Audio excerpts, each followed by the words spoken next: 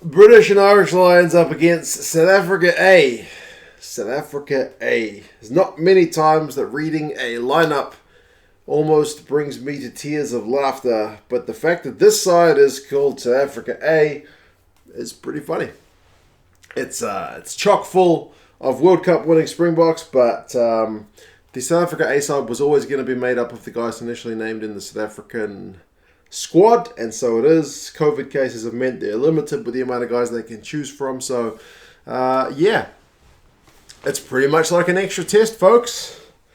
South Africa A against the British and Irish Lions. We will go through the squads, some of the predictions, recent form of the sides, and you guys can let me know your thoughts on how things are going to go. This is from Cape Town. Jaco Piper is the ref, 8 o'clock local time in South Africa. I think that makes it like 6 in the morning here in New Zealand Thursday, but the game itself is on a Wednesday locally. I think 7 o'clock UK time. So, yeah, happy days. Everything to like about this game. I'll put the squads in the description so you guys can have a look as well at this A side. But, yeah, it's been a bit of a mixed build-up for both sides with COVID cases in both camps, meaning, you know, some players have had to isolate. The British and Irish Lions game against the Bulls got called off. The South Africans' second game against Georgia got called off. They did look really sharp in their 40-9 win over the Georgians in that first game. And the squad is mostly changed since then, but there's a few guys who have retained their spots. I'm going to say retained their spots, even though it's technically a different team, but pretty much the same team. And for the Lions, obviously they beat Japan 28-10.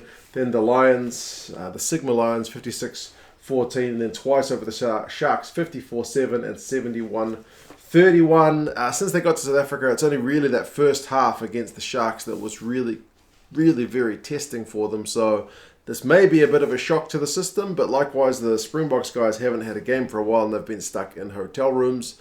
Rusty said that they've been doing training up until this. I think yesterday they were able to train kind of in a limited way where they weren't able to do full-on training. They had to kind of be in groups and limiting who can touch the ball and stuff like that. But as of Tuesday, then it'll be kind of full-on Monday.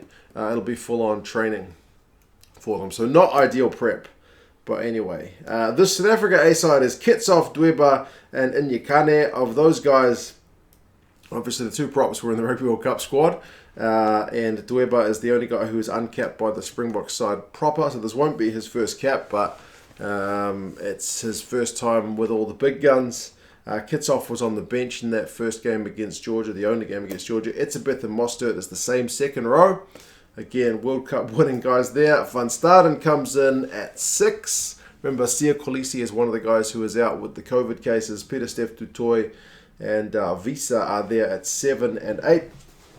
Wiese was on the bench in that Georgia game, so he has had his first cap, and Pieter-Steph was in that game in the number 7 jersey again, so it's steady as she goes for him. It's an all-new 9-10 combo with Faf de Klerk and Morné Steyn. Morné Steyn played the British and Irish Lions a long time ago, and he's still there or thereabouts. So good for him to get around. But remember, Pollard is one of the guys who is the COVID-affected players as well. Faf was not in the team for that Georgia game, but he is back in the side now. Allende is there at 12, and is at 13. So that's that World Cup winning midfield. Is captain for this one as well. It's nothing new for him to be captain. He is captain for the Sharks. Nkosi, Kolbe, and Roux. Again, World Cup back 3. Mapimpi is one of the guys with COVID, so Nkosi has to fill in for him. Kolbe also didn't play in the game against Georgia. He was still making his way back from France, but good to see him back as well. Roux was in the squad for the Georgia game, so kind of steady as she goes. They've named extra guys on the bench. They've named, 3 extra? And they will kind of narrow it down once they get to the actual playing day. So on the bench at the moment, they've got Marx, Oosthuizen, and Koch. Koch is interesting, one of the guys who I think they said was a false negative, a false positive in the end, but he's in the squad. Janssen van Rensburg is there, Alstart, Herschel Yankees, Jesse Creel, Willemse, Cocker Smith, and Elton Yankee. So they will have to trim that a wee bit before they can get to the actual match day. So, yeah. Rusty's talking pretty hard about trying to get the guys an extra game. he wants them to play the British and Irish Lions again. He's kind of putting those feelers out there. I don't think Gatland is going to have a bar of it. But essentially, Rassi was saying that he wants... he knows both these camps at the moment haven't got any COVID cases because all these guys in the Springbok squad, the Springbok A squad, have tested negative for a couple of days in a row. And the British and Irish Lions guys are all tested negative. So he thinks they should play again on Saturday. It's his suggestion to kind of get ready for the test series. He doesn't think bringing in a third team is going to do any good, and kind of alluded to the fact that after they played Georgia, something they had a big COVID outbreak, but not pointing any fingers, but kind of semi-pointing fingers. But remember, the guys that got out, man, Kolisi, Daniel Dupria, Oxenchair, Bongi Monambi, Skaran Tupini, Makazula Mapimpi, Andre Pollard, Franz Steyn, Franz Malherba, Lute Yacha, all these guys are out with COVID. So, very limited. That's why the Springboks picked that initially huge 40-plus guy squad, because they wanted to be able to narrow it down. Now, for the British and Irish Lions, it's pretty changed lineup, but again, a few guys who are steady. Jones, Owens, and Sinclair was the bench squad for that second Sharks game. Now, these guys are starting in this game, so the likes of Furlong and Jamie George and whatnot are not being played in this one. Itoje and Henderson, that could be a potential test second row pairing. I don't know, but those guys are both back into the squad, so good news for them. Navidi, Curry, and Faletau is the back row. Navidi and Faletau didn't play in the last game. Curry was on the bench. I'm also wondering, is that the test back row? I don't know, man. I mean, Tyke Byrne and Hamish Watson, maybe? I don't know. There's lots to choose from. Murray and Bigger is the 19 combo, and I feel like that is the test combo. Probably. I don't think Bigger had his best game the other day, but I think probably. I don't know if you're gonna take a gamble on it. It's kind of an interesting one because you got to start planning now for. I mean, Gats always says that he's not kind of pre-chosen any first test 23. He kind of takes it based on each performance that you've got a chance to earn your spot. But surely this is a chance to really give things a good look. Aki and Harris is 12 and 13, so Aki is up from the bench. And Harris moves from 12 to 13, which is probably a better position for him to be playing. Adams and Rees-Zammit, the two Welsh flyers, are on both wings, and Anthony Watson shifts from wing to fullback.